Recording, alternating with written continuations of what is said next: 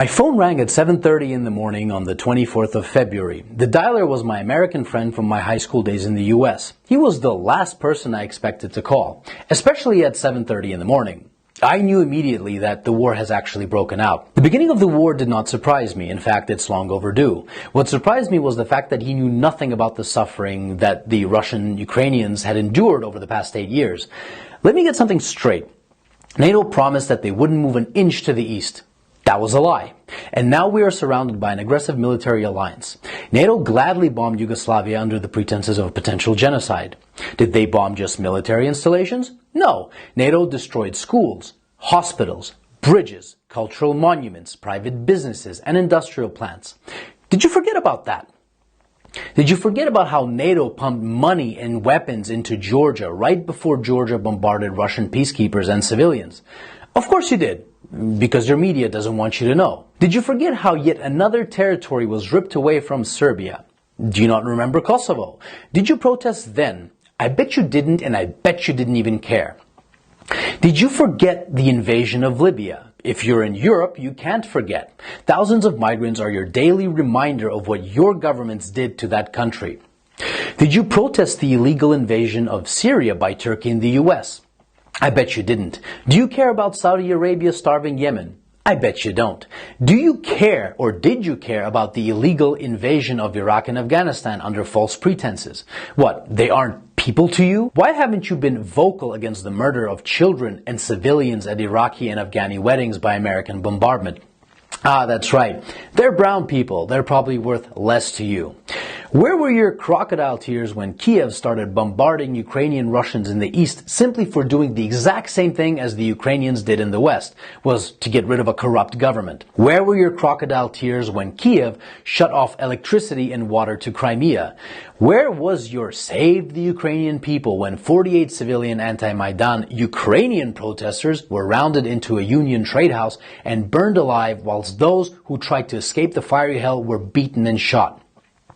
Do you by any chance know who the Madonna of Gorlovka is?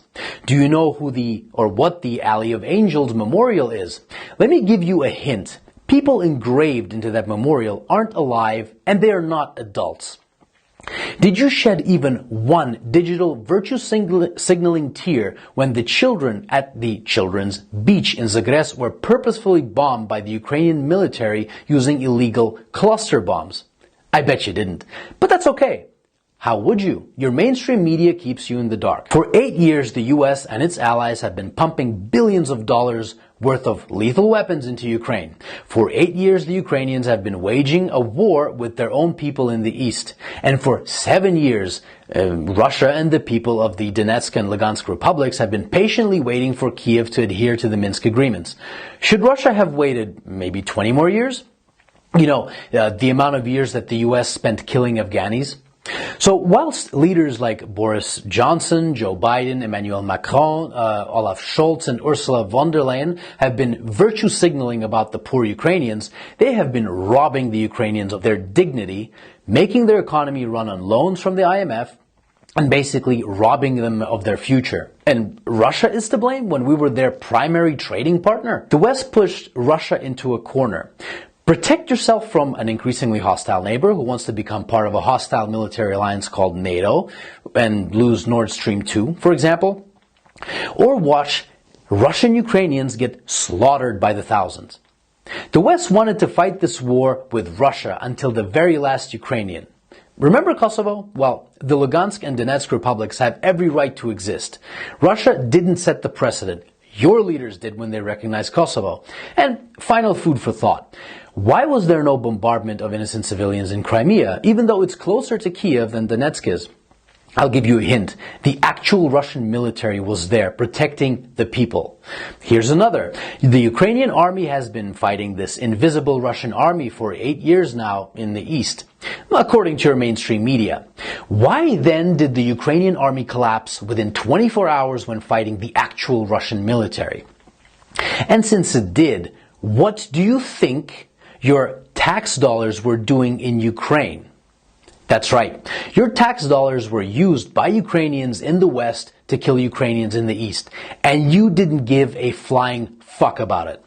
So if you haven't been following this conflict from day one and now you put the blue and yellow flag on your photo, wipe away your crocodile tears, please, and find out why your governments have been supporting those who have made a Nazi criminal, Stepan Bandera, their national war hero. Don't expect a good result from pushing a bear and the dragon into a corner. And definitely don't be surprised when that bear and that dragon begin pushing back. So if you haven't been crying for the collectively millions of dead Iraqis, Afghanis, Syrians, Libyans, Yugoslavians, and East Ukrainians